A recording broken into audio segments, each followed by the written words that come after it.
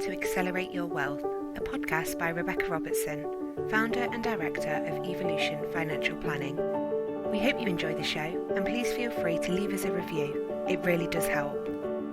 Feel free to connect with us on Facebook, LinkedIn and Instagram, or head over to www.rebeccarobertson.co.uk or our sponsor, Evolution Financial Planning, for regulated advice on www.evolutionfinancialplanning.co.uk/podcast.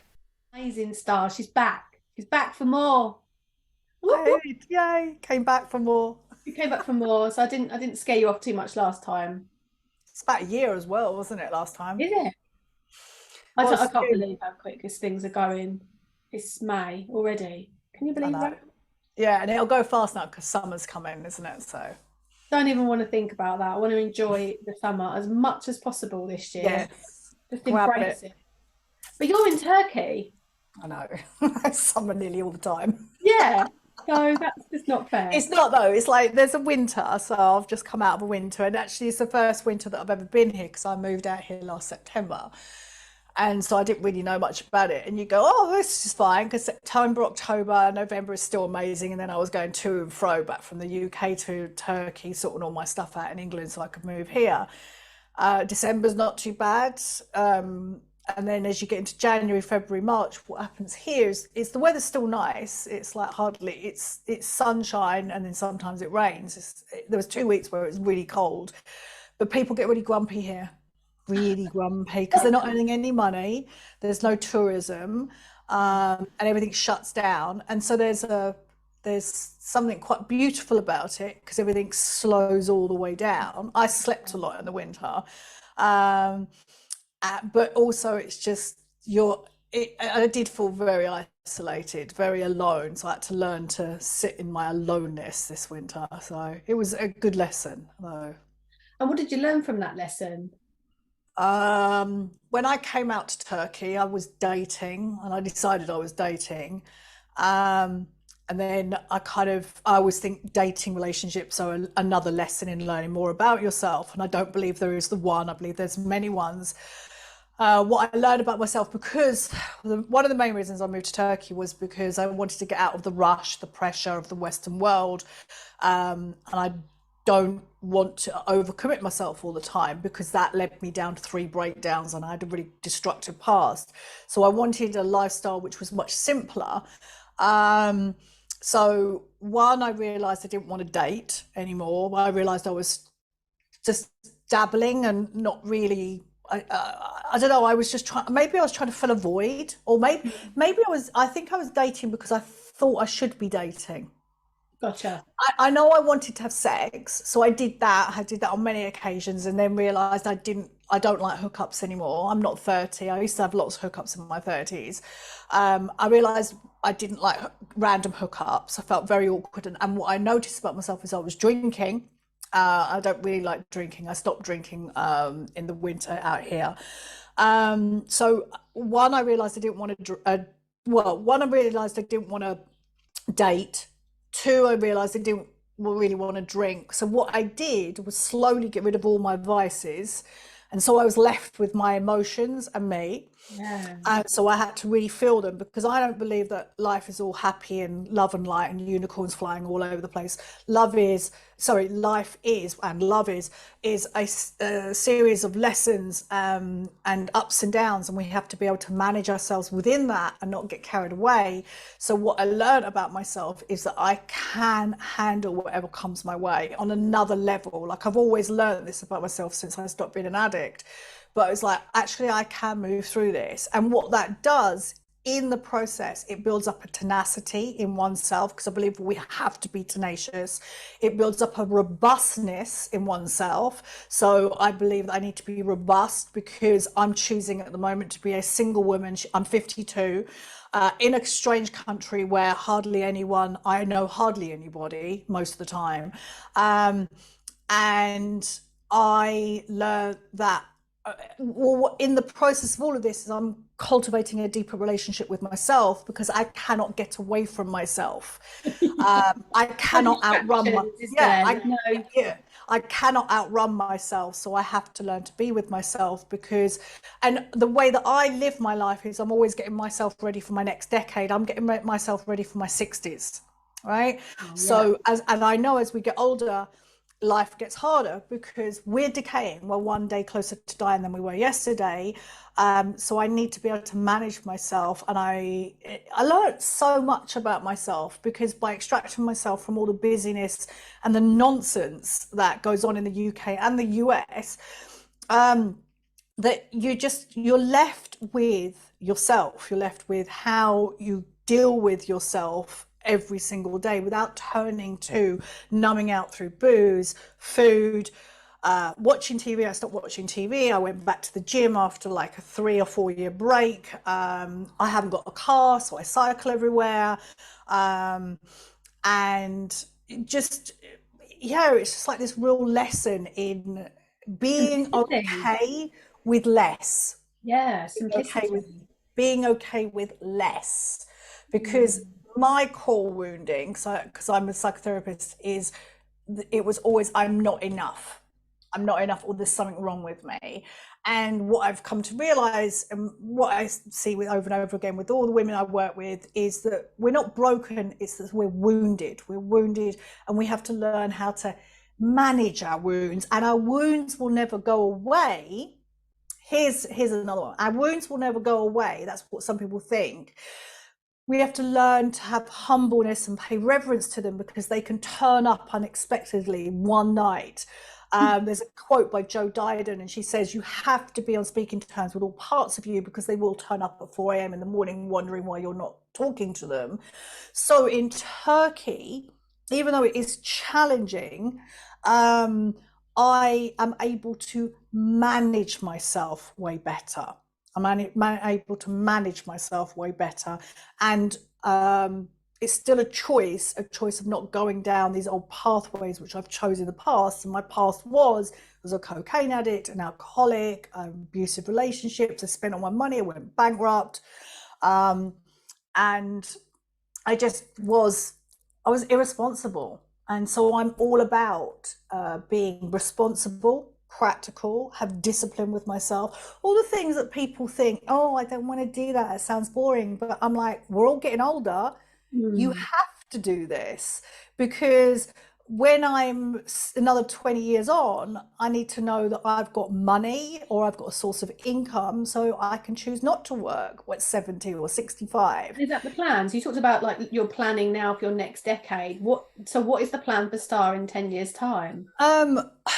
I was thinking about that, and I was like, and here's the other thing, is like, your brain is really clever, your subconscious is really clever, and whatever you think about, it will find. And the easiest way for me to say that is like, if we were sitting on a cafe having a cup of coffee, and I said, don't look at yellow cars, Rebecca, and all you would see for the rest of the day and probably the week is yellow cars.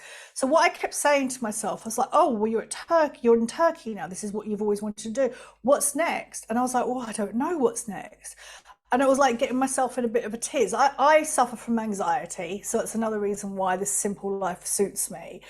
And I don't want to say I suffer from anxiety. I can fall into anxiety really easily. So I just started to ask myself, well, what is next? What's available for you? And I'll always, in that availability of what's next, there's fears, because I have to step out of this comfort zone. So even though this is a big leap for me to move from the UK, I lived in my house in the UK for 20 years. Yeah, I've been there. Yeah, to here. So that was a big leap. But now it's like, well, what's next? And I was like, oh, well, you're putting pressure on yourself. Just allow yourself to be here. Then all of a sudden, things started to float back through, because I'm like, well, I don't know what's next. So I just allowed whatever needs to come through. And I know we've talked about this in the past, but I've been writing about my journey of coming back home to myself for the last 12 years. I've tried to write a book about this on so many occasions, but it's never gone anywhere. I don't feel now that that's a failure on my part. I feel like I tried, it wasn't the right time. I still don't feel it's the right time, but what I'm doing now is collating all my writings into one place. I'm sharing my writings now on platforms, and I feel that there's a book in that. So I'd like to be an author. I'd like to be an author. I like to be on my own. I don't particularly want to be around people all the time. So I like the idea of writing books where it can change people's lives that way.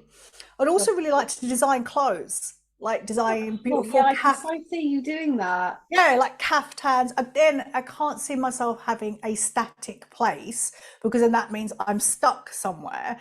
But I would really like to design beautiful caftans and just like loungewear for women that makes them feel amazingly comfortable. So who knows whether that happens? Who knows where it's going to go? Yeah, but it's there, and it's just like, because the next thing what people do, because I got them to do this in my membership club, I said, what's your fantasies? And they were like, oh no, I'm quite happy being me. I'm like, no, your fantasies, let's drop into your fantasies. So here's the paradox. Some people just live in their fantasies and say, oh, I'm going to do this and I'm going to do that. And they never do anything. They never do anything. And that's why they feel stuck. But fantasies are great to frolic in because one, it gets your imagination really expanding and opening to the possibilities that's available for you. And then if you just allow yourself, you can't do this if you're rushing through life and you're overcommitting yourself all the time. But if you allow yourself just to have those fantasies and then see if there's a desire that comes from it, and that desire may come in 5 years time or it might come 3 months time, then it's allowing yourself to walk into your fears, feeling your fears. And there's a book by Debbie Jeffries, Feel Your Fears and Do It Anyway, and then pursuing it. But most people, like say I just said I want to be an author or a fashion designer, most people will get bogged down, well, how do I do that? I need to have a whole That's me. As you were saying that was me. And I was thinking about, I can talk about like, oh, I'd like a farm with, a big, with my horses at home. That's like my big long-term dream. I'd love that. But I sort of even struggle at times, if I'm being honest, with that, like that aspiration, because I then think, well, that's going to be a 1.4 million pound house. And if I sold my house, I'd get X and that'd be a mortgage of Y and I'd need this much of a deposit because I sort of know all that stuff. And then so I go into the thinking mode and I sort of don't explore that any further. I just stop. Yeah, because it puts you into overwhelm and it literally, you can't see the wood for the trees because you've almost talked yourself out of it because you know too much as well. So the way that I would backtrack it, so maybe I want to be an author, maybe I already know I'm going to be an author. I already know I'm going to write this book. Like it's a given. So it's like, I don't know when it is. So there was another thing, like I want a house and I want great views from this house, and it won't be in England, it'll probably be here. Or it could be in another warm country. And the thing is that I have to backtrack it to the present moment, right here, right now. And I have to go, well, who do I need to be to make that happen? Interesting question. Who do I need to be to make that happen? Which I think this is where we're going to springboard and talk about worth and asking for what we need and value. So it's about showing up. This is how I've changed my life, right? I've changed my life many, many occasions. The last time was in 2019. And then that's just been a snowball since then. So who do I need to be today? And so I have to be someone who is focused. And one of my words I say to myself over and over again is, my brain's got, I'm sure I'm a bit ADD, I've really trained my brain to be way more focused. But in the mornings, like there's certain things that I've got to do and my brain's over here and I'm like, focus. And it's discipline. Discipline means to teach. So I'm teaching myself a different way to show up for myself. This is really interesting, Stan. I'm sorry to interrupt your flow, but I think that is a really interesting point. So my husband is been with 23 years, forever. And he is very much in the masculine energy and he's extremely focused, extremely dedicated. He gets up at 4 or 5 a.m. in the morning and works out beforehand. And so that sort of level of focus is I find quite a masculine energy. And when I'm working, I've been around a lot of sort of feminine energy sort of situations over the last 2 or 3 months. And I'm hearing a lot about like leaning into yourself, understanding yourself, knowing who you are. But I like the way that you put this, because it seems to be like, who do I need to be? It's not about being in the masculine, or it's leaning into yourself and trying to figure out who you are. It's like, these are my goals, these are my aspirations. Who do I need to be? But do you think could be quite hard for some people that are maybe they're going through too much, they're going through stuff? Like, surely they need to be in a good place before they can do that. A good play, right, could be hard for people, right? I want to backtrack to your husband, and I want to backtrack to masculine, feminine, and then I'm going to come back to your question. Your husband can get up at 4 a.m. and do his workouts. Do you know why he can do that? It's not because he's in his masculine energy. It's because he's got you. Yeah, I'll tell him that. He'll appreciate it. I know, I mean it. It's a patriarchal system. He's got a wife. Yeah. That's why he can do that. He doesn't have to go look after the kids. He's got you. Yeah. Right? That's why he can do that. And I bet you, when you look at your marriage, you do more of the brunt with the kids, right? It tends to. I mean, I will give him his due. He goes and feeds my little boy at 6 o'clock and does his breakfast. He puts him to bed while I'm at the horses. He does the dishwasher, the washing. He cooks dinner. These are all normal things that people should do, though. These are all normal things, right? Like, I don't want to put him in the light of, like, I know some partners who have dinner on the table. I am not that kind of wife. So I was never dissing your husband. I'm not dissing him. No. And it's the society that we're in, that the reason he can get up is not because he's in his masculine energy. It's not that, right? Okay. And I'll come back to that. But it's because you're in a teamwork, he's able to do that, right? Because you've got kids. If he was on his own and he had the kids, he wouldn't be able to do that, right? Yeah, I mean, he wouldn't. Maybe he would. But the thing is with men, the way men's brains work is that they can compartmentalize everything. So he can put his workout in this box, he can put the kids in that box, he can put you in that box, he can put his mother-in-law in that box, he can put the horses in that box, work in that box. None of those boxes touch. Women's brains, we don't have that capacity till you get into menopause. This is why I love menopause, right? Because we end up turning more into the way that men think, because all the hormones shift. Women's boxes are all fucking into Murs. So your workout is bled into your horses, which is bled into the kids, which is bled into the washing up, which is bled into your work. So you're like, oh my God, I can't do the horses because I've got the kids, and then I've got the horses, and he's like, so that's why men and women think differently.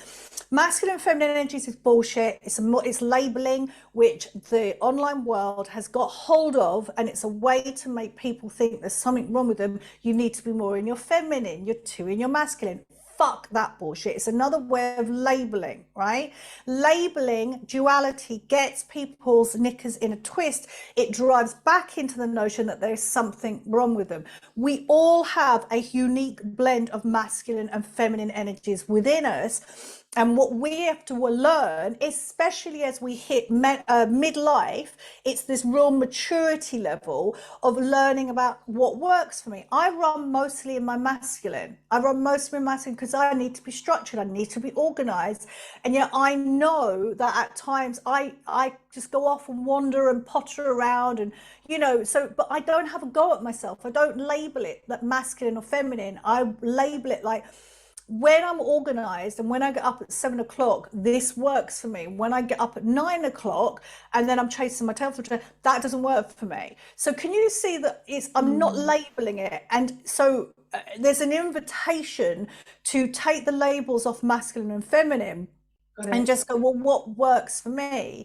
Which then brings me back round to, you asked a question, I can't remember where it was about, but it was about, don't people have to be in a good place to know, to ask for who do I need to be? No, because what's the basis that you could ever be in a good place, right? I lived in self-destruction from the age of 11 till 46. I was never in a really fucking good place. That didn't stop me changing. It's attitude, right? So it's an attitude shift. So shit happens in life. Shit could be happening right now. Someone could have cancer. Someone could be dying. You could be having an addiction to something. And where it starts and ends with you. And so you have to make a decision. There's nobody that's going to come and save you. There's no one going to come on their white fucking charger to come and give you all the answers. No one is going to solve your fucking problems for you. It's only you. Alone. Yeah. And so it starts with you going, oh, And this is what happened when I got to 40. What I realized is I kept doing the same thing, expecting a different result. And I was like, I'm going round and round in circles here. I'm not getting anywhere. And I fast tracked it to 10 years on. I went, if I don't sort my shit out, my rest of my life is going to be really terrible. So the way that I teach my methodology is that there's 7 soul lessons. The first one is awareness. So one, we have to start to become aware of how we're showing up in life. That could take a whole year, 2 years, just in awareness. Just like, and it's awareness. There's 2 things that tack onto it. Awareness is curiosity, so you become more curious about yourself. 2 is learning that you will probably hard on yourself. And so learning to become aware that you're hard on yourself and not labeling it and falling down the rabbit hole. Oh, I'm being hard on myself right now. Oh, isn't that interesting? I wonder why I'm being hard on myself. You see, so you're stopping the flow of your thoughts, which take you down into your spiral of despair. And 3 is lighten the fuck up, because most women take themselves too seriously. They're living up in their heads. They're up here all the time. They're not connected with their bodies. And you're overthinking everything, over analyzing everything, looking at everything in a black and white way, trying to fix everything, where the way I teach the different lifestyle is like, oh, this is what's happening right now. What do I need? What do I need, and how can I give that to myself? So it's real like learning your sovereignty, or in psychotherapy. I've definitely seen you almost seen that you go through that. I've sort of seen you evolve and go through there's times where you'll make a shift or a change, or when you started going out to Turkey and then you go back again and you started to realize what your needs were, what made you tick, what actually helped you and made you be this better version of who you are, and you were really listening to yourself. See what you come up against. This is what I see with my clients over and over again, and I came up against it myself, is the way that women have been taught, brainwashed by our patriarchy, by our generational upbringing, by the peers that you surround yourself, by the TV that you watch, is that women, and it's a silent message, but it will get, it's sublime, it will just get pushed through to you, is that women have to put their needs last and look after everybody else. And if you put your needs first, then you're selfish. And how dare you do that? So I've always been I've always done what the fuck I want to do. And I didn't do it in such an adult way before, you know, I was like, fuck this, I'm going to do this. And I caused a lot of carnage in my life. But what women will come up against again and again as they start to navigate what they want. And so there was a question, I can't remember, it was before we started recording. It's like, what if you don't know what you want?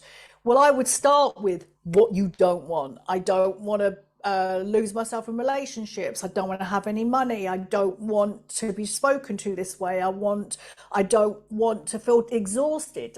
And then you start to flip that into what you want. So you always start with what you don't want, but also you've got to look at the values and the morals and the ethics that your family have taught you, how you should go through the world. So you should always be the caretaker, you should be the good girl, you should do this before you do this. You can't possibly put yourself first. So you've got to be able to challenge your inherent conditioning. So you can't, so starting with what you don't want and what you want is good, but you've got to go backtrack it to how you've been conditioned, because it's the conditioning that is going to trip you up. And there's no easy way to go through it. There's no easy, and I don't care who's out there going, I've got this, I can teach you how to do this. What you have to do is to be able to navigate it very slowly and choose a different path, and that will push you up against feeling guilty, thinking that you're wrong, you don't know what to do, you want somebody else to tell you what to do. And this is all signs of your maturity. This is why most of the people, you need some kind of support from someone, whether it's private or in a membership, or, you know, you need support, but ultimately you're the one who has to make the decisions. And what most women don't do, they don't make the decisions without consulting everybody else, or their opinions have been tainted by everybody else around them. So when they see their self-worth, right, and how they value themselves. Yeah, because then you can take this back into, I was talking about worth and value. I'm teaching a group course on midlife relationships and dating at the moment.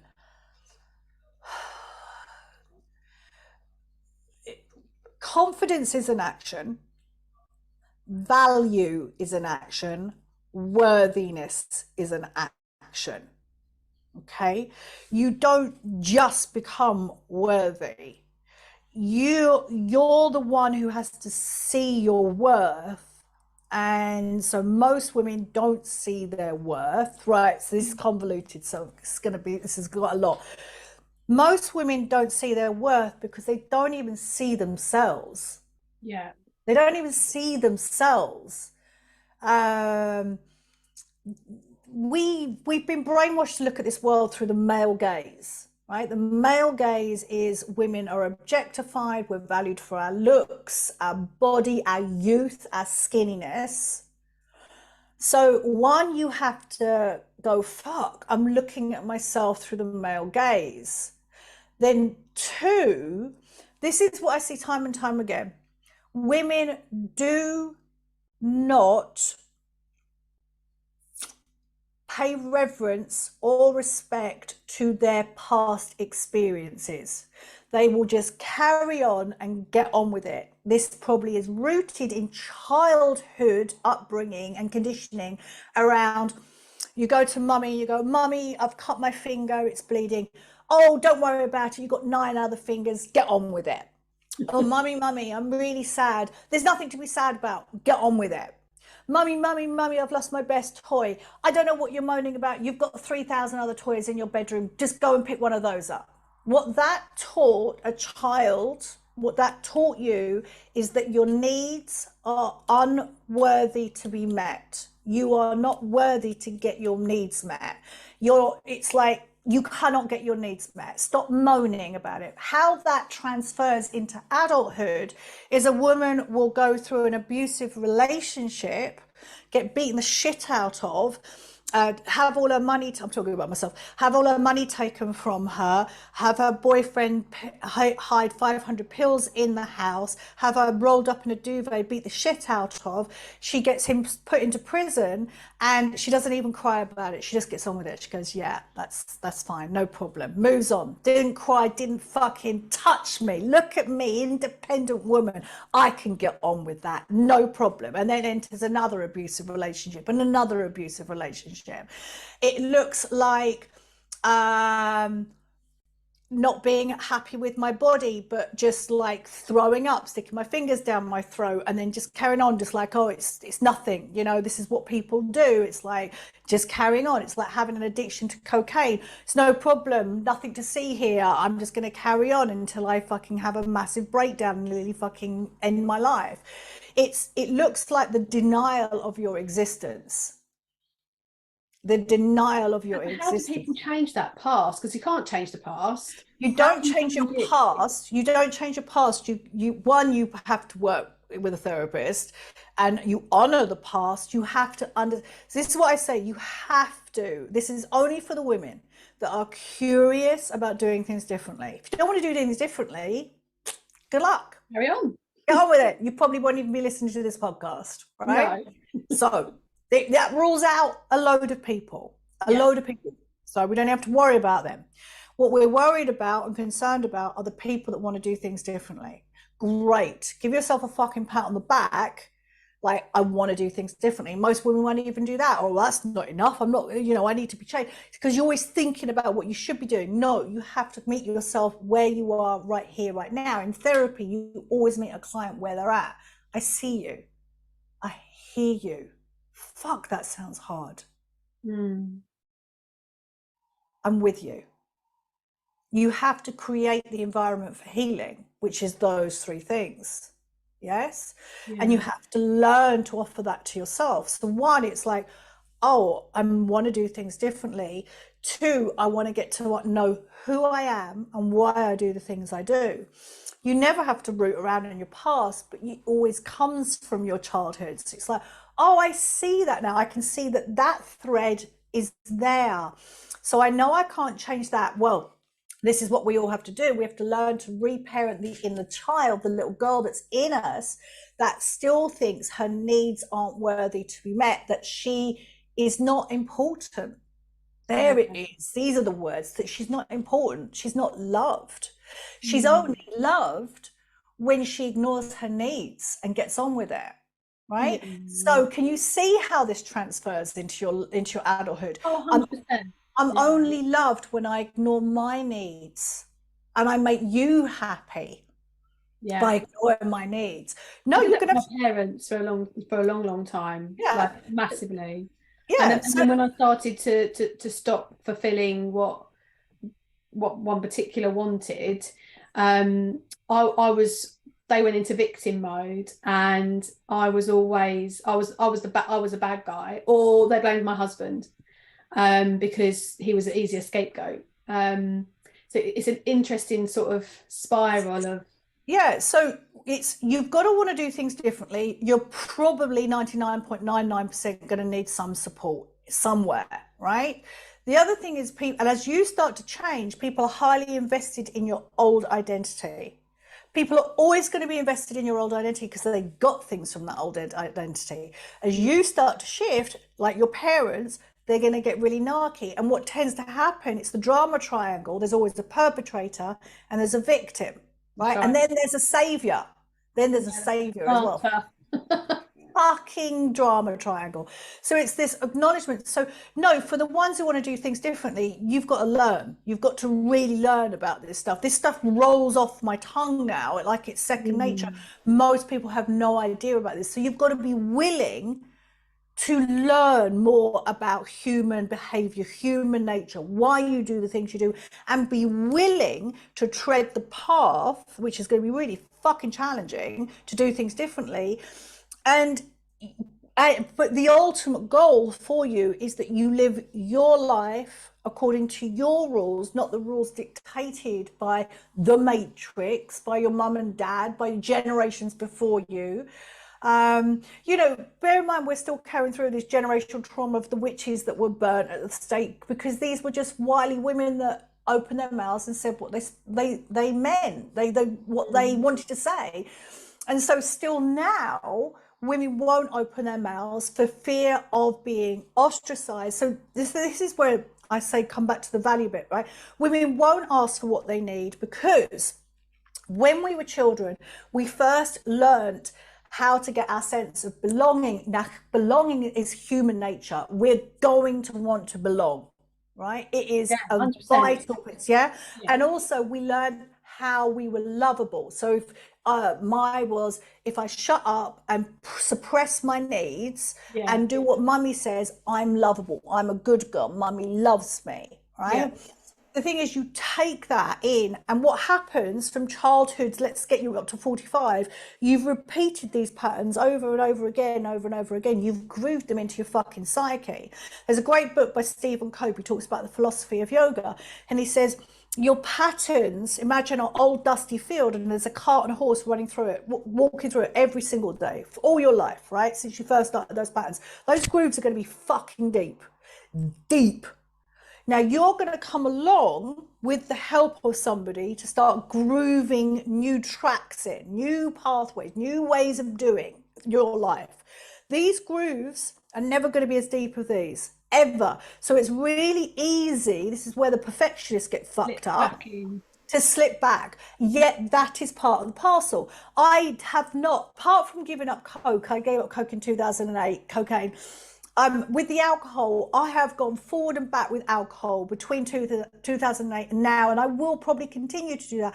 And I'm okay with that. I'm not looking for perfectionism. I'm looking to learn more about myself with my relationship with alcohol, right? The whole relationship with my body. I used to hate my body. I'm still on that journey now, and I will be forever. And it's not about this one track. It's about learning this kindness, this curiosity. It's like, oh, I slipped back to this pathway. I wonder why I did that. And there's going to be many reasons why. So value learning to value ourselves, learning to see our own self-worth, our own value comes by us doing the things that we really want to do. It's like our soul really wants to do, and it's hard, and we're going to be fucking up, and then learning to be with ourselves within that fuck up and not berating ourselves, but like choosing to learn from it and being kind. Worthiness and value comes through your actions, your different choices that you make over a period of time. Worthiness and value doesn't come just by you asking for what you need once and getting it. Worthiness comes from you being knocked back again and again and again and again, fucking up over and over and over again, and be able to pick yourself up and be with yourself and choosing to learn from that experience and carry on. Like, I think I'm in 6 or 7 years this time round of my online business. Fuck, even this year I've made mistakes. I chose a niche. I was like, I'm going to focus on dating, changed everything, went down this niche, worked with someone, and I always have to remember when I work with someone, just like take what I need and then just like, we're done here. Because marketeers will talk bullshit. Everyone will talk, go, just carry on, just keep going, everything's going to come around the corner. No, it does not. Doesn't happen like that. You're the one who has to extract what you need, figure out what's working, what's not. It's no one else's responsibility. They don't give a fucking shit. It's not their business. But then I realized, I was like, oh, I don't feel good. I feel exhausted. I feel like I'm pushing a boulder up the hill. This is no longer fun for me. Bear in mind, I've had 6 or 7 years experimenting with how my business runs online. My business for me, it's challenging all the time. Like, I put a lot of effort into it, but it's like when it feels like it's really hard work and I get really serious, I'm like, something's not right here. And then I just pulled the plug. I was just like, fuck it, I'm not going to talk about dating anymore. I changed everything. And then I just fucking changed it back. And this was the first time Nobody noticed. Like, I didn't notice that. I just thought you had a focus for over a few months. No one fucking gives a shit. Everyone's too busy over in their world. My assistant she's worked with me for 5 years. She went, fucking hell, that was the easiest one that you've ever done. The easiest fuck up you've ever done. And I was like, yeah, who gives a shit? Whatever, let's just carry on. Whereas before, let's dig into two questions, right? Something I want to just sort of pick your brains on, because we've both been in the, I wouldn't call myself an online world, but I've seen a lot and I've massively stepped back from all of it over the last few years. I stepped into it and then I went, no, thank you very much, and ran away as quickly as I could. So 2 things. The first thing is linking into that worthiness. And when you link the worthiness and the external, you've simplified your life. But online, there's a lot of, from a wealth perspective, that you've got to show up and look a certain way. You know, I have no makeup on. I intentionally don't wear makeup because I feel, and I do have makeup on certain photo shoots, etc. But I feel like I want to be authentic and I want to look, this is how I look every day. I want to show up as myself. I don't want to put a whole like bit load of makeup on just so that when I look in the camera, I feel good about myself. I should be able to look in the camera and feel okay about myself. And if I'm not, then there's something else going on. That's a bit of a side note. What I'm trying to get at is that there's a way that we have to show up. And whether it's, you know, you're on a yacht or you're in a plane or you're driving a certain car or your backdrop looks a certain way or you've bought the latest shoes. And, you know, I find a lot of it is fake, if I'm honest, because a lot of it is all about external validation. So that you have a lot of women that are starting businesses, that are in their business, and they're being told they need to charge 10 grand. If you want to come across like you're actually anything decent, you should be charging this and you should be charging that. And then you've got other women that are just not charging enough. And it's just when you add what you've just said, and then you add online business into the mix, oh my God, it's just like toxic layer after toxic layer after toxic layer. And you've just described, you know, you realise because you've been doing this a while that you needed to change, you needed to switch and change. And then when you're in environments that are toxic, who aren't giving you honest feedback, they're only selling whatever it is they're selling you. And in all honesty, the longer they've got you in their group, program, they can sell you something else. And they're just all just selling. I'm not saying they're all pyramid schemes, but to some respects, it's almost like everyone's just selling to each other and making money off the back of each other. So when you're in this place of not being worthy, and then you're in this toxic, possibly environment. I'm not saying all coaches, all masterminds are like that, but you have to be very careful who you follow and who mentors you. How do you start to see the signs? What are the red flags? You described to yourself that it was feeling heavy and hard, but there are times in business where you do need to knuckle down a little bit, and it is hard work. So how do you know in yourself to trust that instinct? Fuck up. Fuck up. You're gonna fuck up. Good luck. Good luck. And honestly, I do not. Like I said, I'm X amount of years on into this. I do not know how anyone fucking gets started nowadays, right? Because it's even harder online now. It's oversaturated. The thing is, here's the other thing. You don't know that you're unworthy. You don't know that you don't value yourself. Sometimes you overvalue yourself. Your ego is driven, right? Driving you. You don't know that. If you really want to get ahead in business, get to know you. Work with someone that can open doors into your self-awareness. The more you are self-aware and autonomous in you, the less people are going to take advantage of you. Right? So yeah. Right. So it's all about your self-awareness, your willingness to look at yourself through a mirror.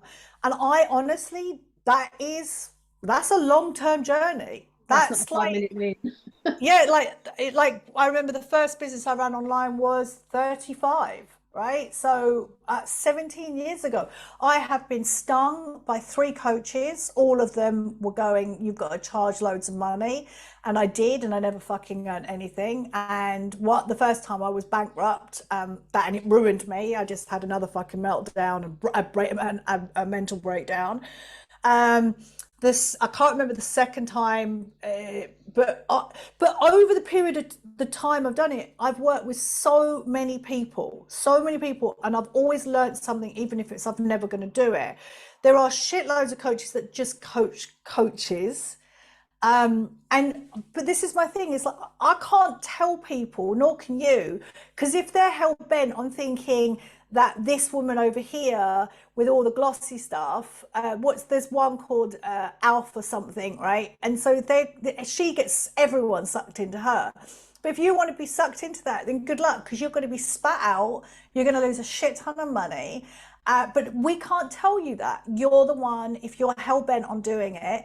But also the other thing is that if you're open and you're doing the work on yourself, then you are going to learn about yourself, and you're probably going to be brought down to your knees more than once. Like every year I'm brought down to my knees with this online business. Every fucking year I'm brought down to my knees by this business. But slowly over the years, I just I'm saving my money. I do not spend all my money like I used to. So at least I've got a buffer now. Yeah. But the thing is as well, it's taken me since 35 to 52, 17 years of me honing my craft, of talking about my craft, of walking the walk as well, I will say. Slowly walking the walk into it. I am now embodied in my work for me to own value. Like, my shit fucking works. I will stand behind it. I never stood behind it, but I still fucking got up there. Brené Brown says, I think she says something about, don't mock people that are getting up in the ring and fucking saying. Yeah, I love that talk.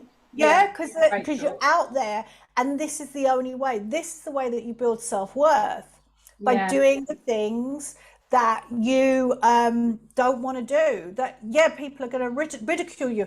I remember so the things what I would choose, right? So looking back, this is what I would choose. If you're running an online business, learn strategy. Learn fucking strategy. Learn how to do ads. Learn how to launch. learn how to grow an audience, learn how to market. So all the things, the strategy, go back to masculine, feminine, right? The masculine is the riverbanks, right? The masculine is the riverbanks. The feminine is the fucking water in the middle of it, right? You cannot run a business from your feminine. I don't care how many feminine fucking coaches are floating around and fucking kaftan telling you can. You cannot. You need strategy, and they've all got fucking strategy. They've all got motherfucking strategy. They so have. Right, you watch any of those fuckers online, they go, oh, you just need to lean back, listen to your pussy. Fuck off. If I listen to my pussy, I'll be fucking everybody in Turkey. Fuck that. Did you know you've got 7 wisdom centers in your body? 7 wisdom centers. Your pussy's just one of them. Like, fuck off. Listen to your fucking pussy. Just listen to your pussy. No, and the thing is as well, as you go in perimenopause, everything's fucking changing. Why listen to your fucking pussy? Your libido's fucking out the window anyway. You got to cultivate it, right? So it's like bullshit. These fuckers are bullshitting. And the way that I always look at it, if I'm sitting on my therapist chair, which I don't choose to do anymore, I don't run a practice, I choose to work online, right? I would never sit across from a client. I'm highly trained and go, you need to lean back, and listen to your pussy. What does that even mean? Right? I'm not sure how I would do that. Exactly. My logical brain is like, exactly. So the way that I would do it is, you have intuition. You will always have intuition, and your job is to hone your intuition, is to go, oh, I really recognize. So go back to the recognizing of oneself. You start to recognize your intuition. Oh, I had a feeling there and I followed it up and it went somewhere. Oh, that was really interesting. So what you recognize. This is so true. I know you know it's right, but just as you're saying that's something that I had some big decisions to make in the last year or two. And I was up in my head, like you described, and I'm an analyst. I analyze funds, money, clients, everything. So, but that's not the whole part of me. That's just part of who I am. Mm-hmm. But when I was making business decisions, I'm very strategic. And I think I started 8 months ago, started making plans, which should come into fruition next month. I've spent 8 months of planning this to happen. And it's not something that just do this. But I really had to sit back and say to myself, okay, I need to come out of my head. I was so in my head, I was making myself ill. I couldn't think straight. I didn't even know who I was. And I looked myself in the mirror and I said, and I'm going to swear, I do swear personally, but not normally through work occasions. But I mean, you're a bad influence star, what can I say? But I looked in the mirror and I went, who the fuck are you? Who are you? No, like, who are you? Who are you? You are more than this. You are bigger than this. You are better than this. The version of you that you know you can be, you are not on that path right now. You are stepping away, not moving forward with it. And so I started to make some decisions because I was being bullied by a large corporate organization. It made me small. It made me think small. It made me be small. It made me feel so vulnerable, but not in a good way. And I listened to my intuition. I went with my gut. It was frigging scary. It's been a scary time for me because I just didn't know what was really going to happen. I was dealing with this large corporate that could literally do or say anything at any time. And as soon as I was released from them, I just knew in my body that I'd done the right thing, and everything felt lighter and better. And ever since then, it's not 100% there. I'm nearly there. Next month, it will sort of be more finalized. And already, this is a really weird thing to tell you, but for example, I started to think, do you know what? I should be a dog walker. Like, I don't want to just be a financial advisor. I want to do other stuff as well. But I have no idea what that looks like, what that feels like, how that practical that is. And then somebody posted in our local village group saying they were looking for a puppy sitter. And so I put my daughter's name forward, but actually on the day she's at school, and I was like, do you know what? I'm going to do that. I'm going to go on this gorgeous, 10-week-old puppy. In the middle of the day, I'm going to go financial advisor to puppy sitter and then back to being financial advisor. Because do you know what? That fills me with love and greatness. And why can't I do both? Mm-hmm. Yeah. So I just wanted to tell you that little story because it's just... because like you just perfectly, Yeah, you perfectly like explained listening to your intuition and also challenging yourself. And I want to bring up the challenging part, challenging yourself when the chips are down. It's like everything's getting too much. And this is why I say the way we're talking is not for every woman. It's for the woman who wants to do things differently. And every decision I've ever had to make that leaps me into another stratosphere has been really fucking hard, really hard. So I hear you, and I hear you around wanting something different, and I really resonate with wanting to look after a puppy. Why wouldn't you? It's like a beautiful unconditional love moment where you can just be with this other being and just love it up. I mean, it completely gets you out your head. It's the opposite. And that's, see, what you've said as well, and you're a perfect example, because of your job, you're up in your head all the time. The thing is, I'm up in my head all the time. See, the base level for all human beings is not calm or centeredness, it's vigilance, right? Our nervous system is on vigilance. We're always fucking looking out for the next thing. I've kind of come to terms with that. I'm vigilant. I like being vigilant, right? Because here's the other thing is, you don't know what's coming around the corner. However much you plan and strategize. Oh yeah. No one knows. And I don't give a shit. And people go, oh, listen to the universe, put it out to the universe. The fucking universe is inside you. It's like, oh, I asked the universe. It's like, motherfucker, the universe is you. You're asking you. There's nothing outside you. It's all in you. And this is my second point. I wanted to ask you two things earlier, and we touched on one. The second thing is a little bit around what you're just saying, and then we could probably talk for hours. I try to keep my podcast around an hour or so, but it's always so good with you. I don't want to keep us too short and cut you short at all.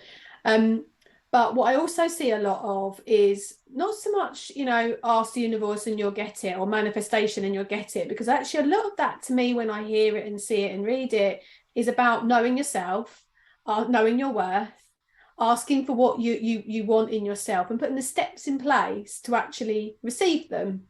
It doesn't just drop from the sky. And I know there are people that believe, in more than that, but that's just where my head is. I do lean into that universe element, because it actually puts me mentally in a good place to know what to ask for. So I'm not actually sure if most of it is more psychological than anything else. But that sort of then also follows into this piece of, and this is not, when I say this, is people are possibly going to think that I'm picking on this individual person that's come up with this term, and I'm not.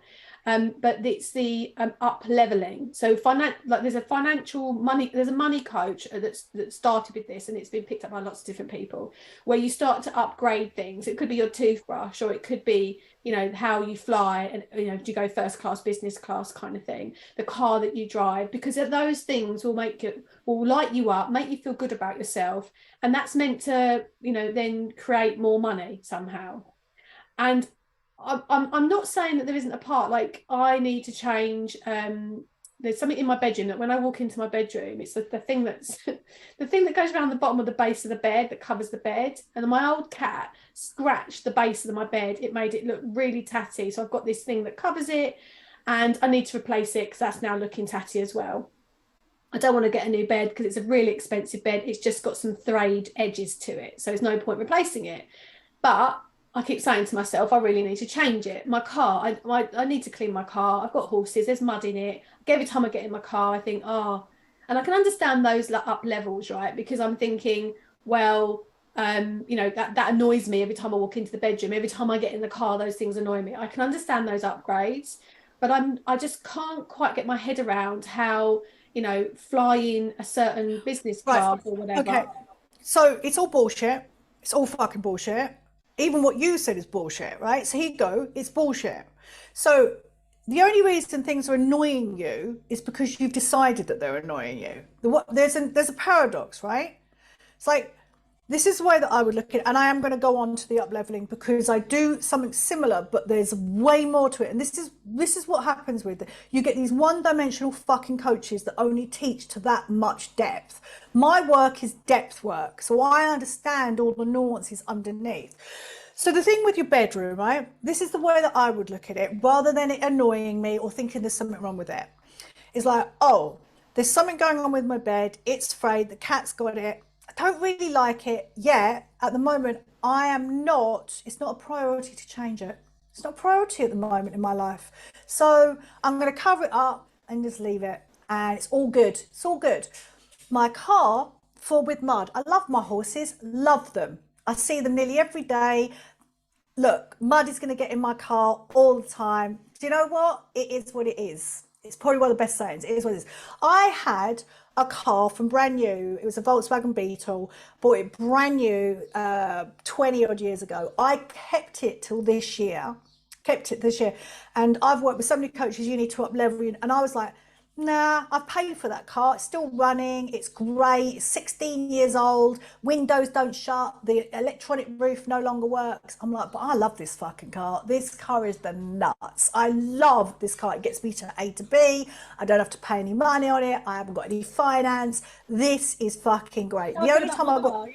Yeah, this is the only time I got rid of it when I went back in the winter and it turned into a swimming pool because the windows don't shut, right? So I was like, bye-bye, my sweet friend. I never gave my car a name, but I'm like, bye-bye, sweet friend. Bye-bye, see you later, right? So no, I don't. So the up leveling, so I do a course called The Love Affair, which is all about learning how to date yourself, turn yourself on. One of the things is all about the little things in your house. Like, I was not asking them to spend a lot of money because I have a respect around people's monies and budgets. But I was like, when I first moved here, hang on, let me see if I can get it.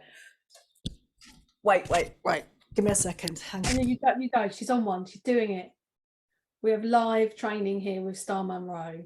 Right. In the moment. When I got here, it's because I'm renting, right? And you know what? I go over and over my head all the time. I'm like, oh, should I be in a bigger place? Because this is teeny tiny, right? But it's perfect for me. I'm like, I have to remember my values. My values are I want to save way more money every single month and spend it. I love it.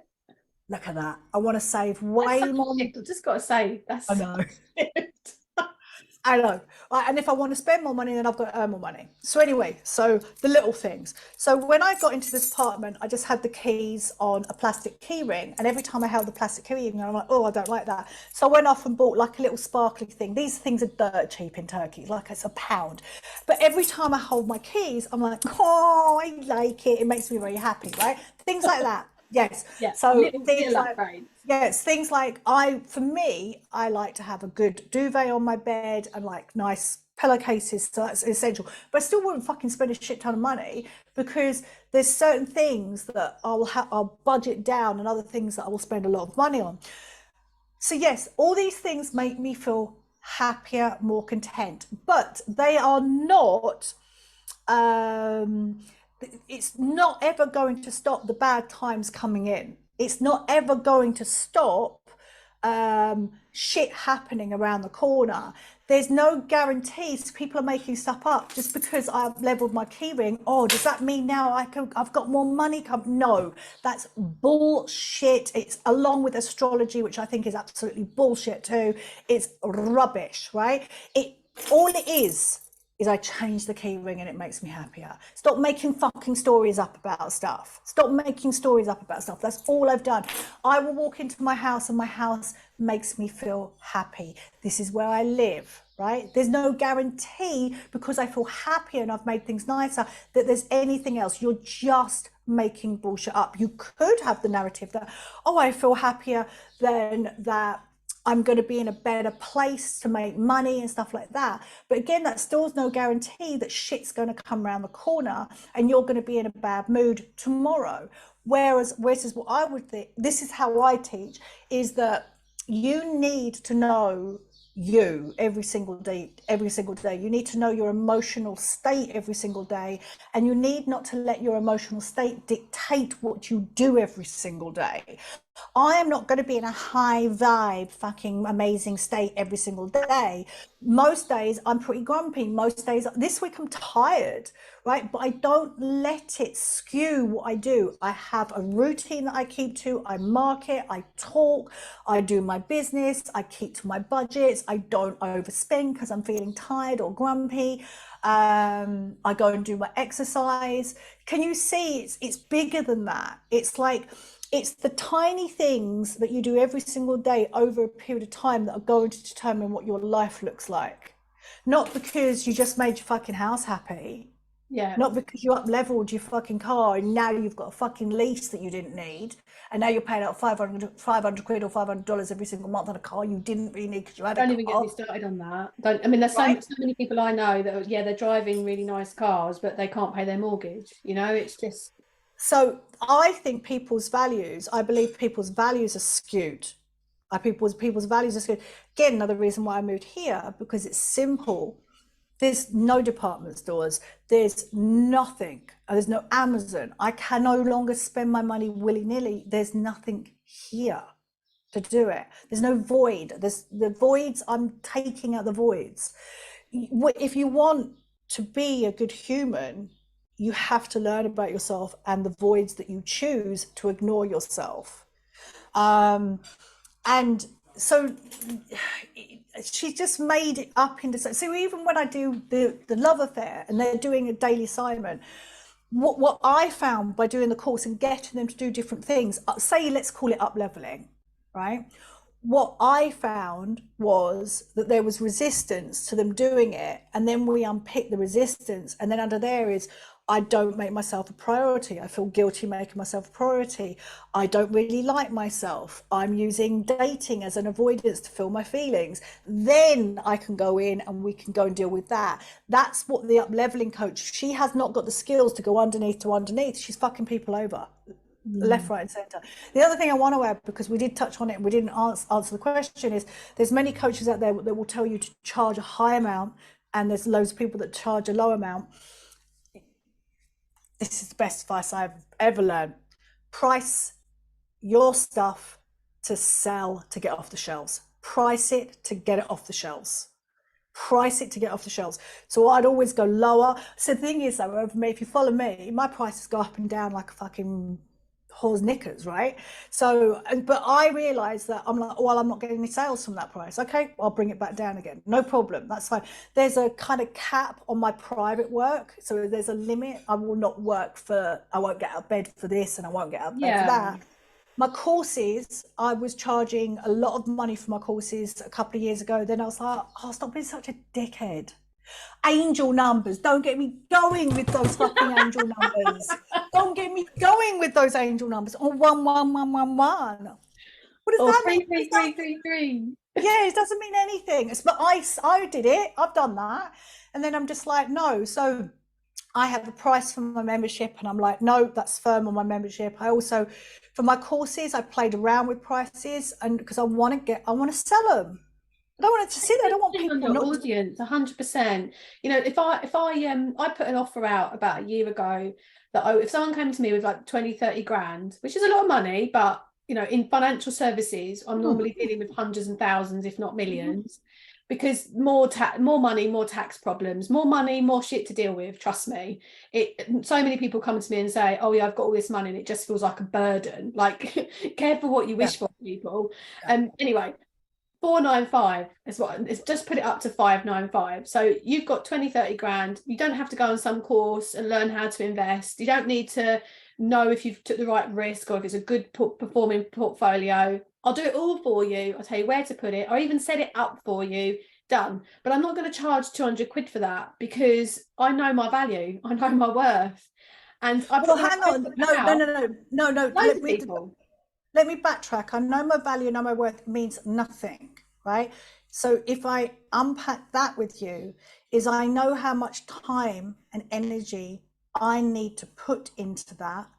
And this is the price that I'm valuing my time and my energy. Can you see the difference? Yeah. So that makes sense to people. That's you and I, we think the same. We have to talk in a language that I understand. Online world, I don't even know what they're talking about half the time. Most of them don't. It's word salad. They're just saying a load of shit and they're not saying anything. Yeah. They're not saying anything. from my side of the industry, we sort of slip into like a solicitor's situation where it's like, oh, it takes me this much time, therefore I'll charge you X. But the thing is, some clients I need to give them more time than others. So I'd rather do a fixed fee, and then they know exactly where they stand. And so it averages out. Some people I end up spending more time with them, and others I don't. So it just evens out. That's the other thing as well. And you won't, if you're new in the world of online, is you don't know all this, because you have to go out there and you have to go and make mistakes. You have to go and promote something and sell it. And then you have to realize so for me, I'm selling my methodology. I've created something. So I'm coming out of the schooling system, which is telling me I've got to teach this way or this way. It's taken me years to be able to stand behind my methodology. Years behind, and it's like, so and you only get that over time. And what most people don't is they're not patient. They haven't practiced the art of patience.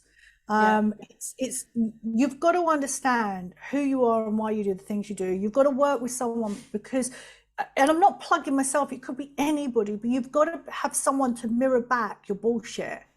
Because what people are really good at, they're really good at bullshitting themselves and denying their reality. I said that to my daughter. Don't believe your own bullshit, sweetheart.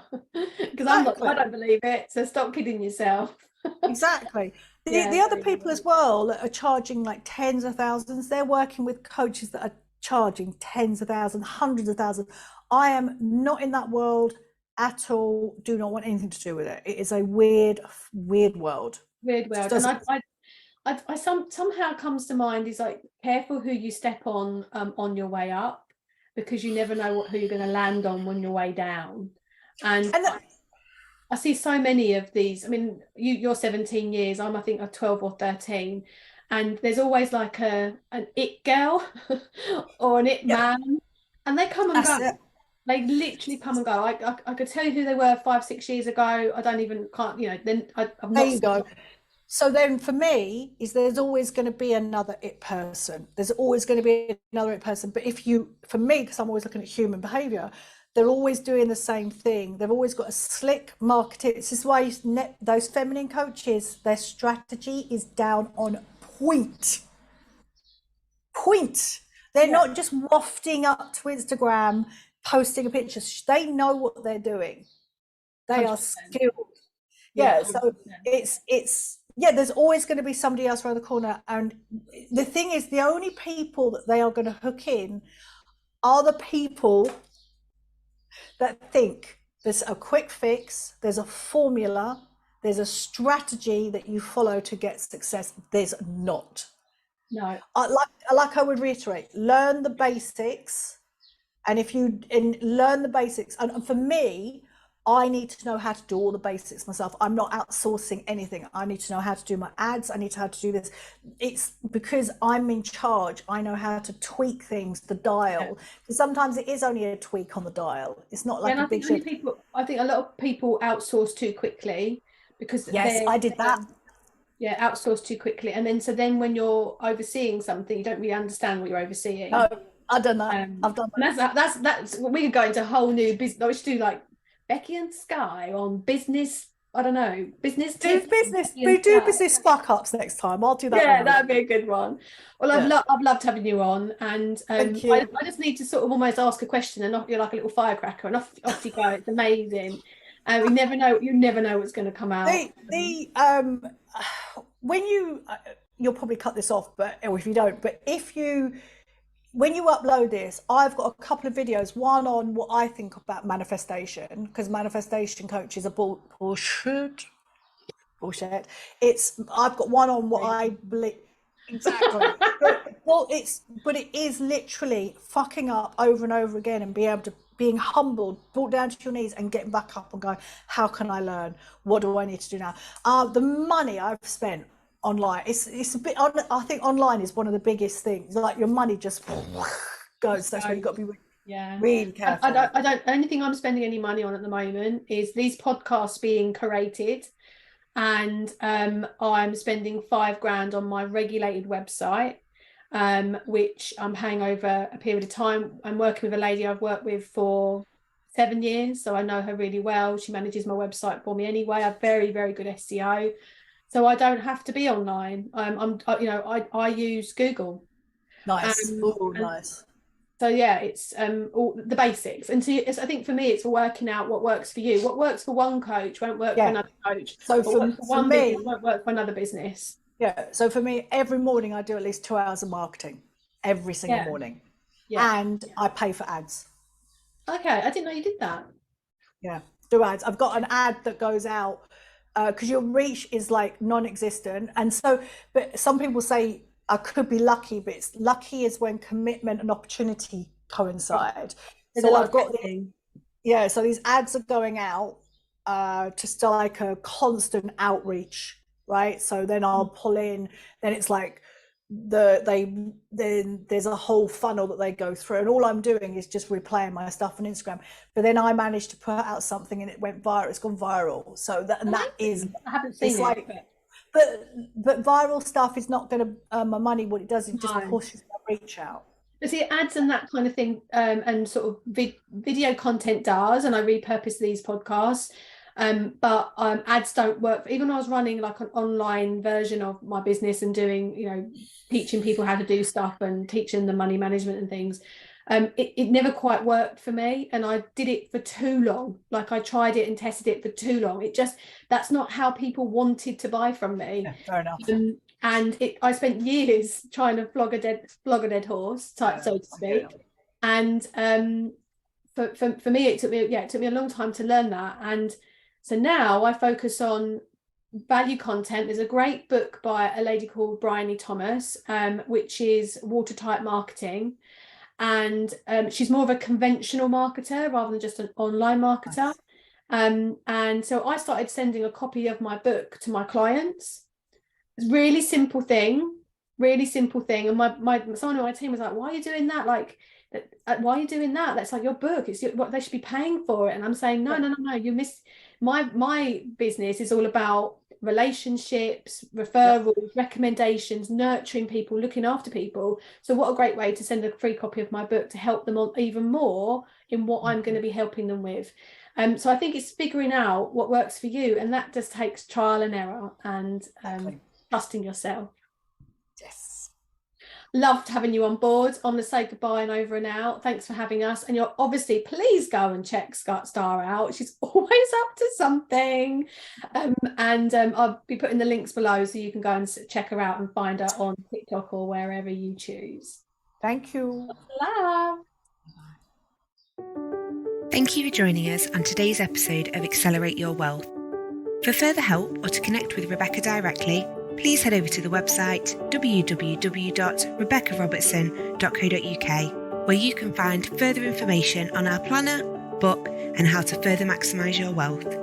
Our sponsor, Evolution Financial Planning, for regulated advice on pensions, investments, mortgages, insurances on www.evolutionfinancialplanning.co.uk/podcast.